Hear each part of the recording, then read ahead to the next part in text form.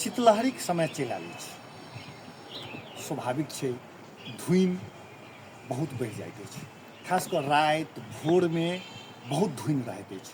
ताहि दुआरे एहिपर जे छै से गाड़ी चलाबऽवलाके सतर्कता अपने बहुत आवश्यक अछि। धुनिमे बहुतो व्यक्तिके अकालमे मृत्यु होइत अछि, बहुत गाड़ी दुर्घटना होइत अछि। ताहिसँ बचऽके लेल एहिपर सतर्कता अपने आप बहुत आवश्यक अछि।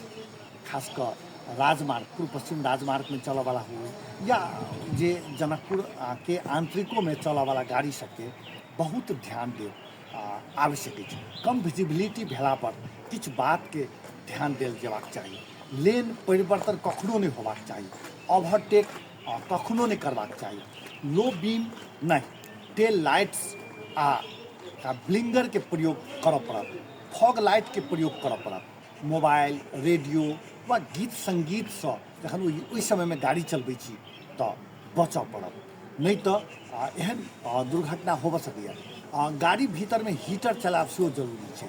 ओ हीटर रखलासँ भीतरमे जे छै से जे खास कऽ बाहरके गाड़ीके जे छै से धुनिके कारणसँ जे अन्हार भेल रहै छै से सफा भऽ जाइ छै।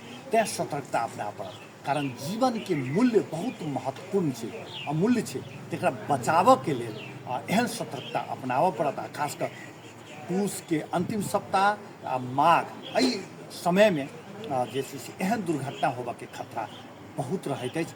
ताहिसँ बचऽ पड़त आ दोसरोके बचाबऽ पड़त, हमरा लगैए।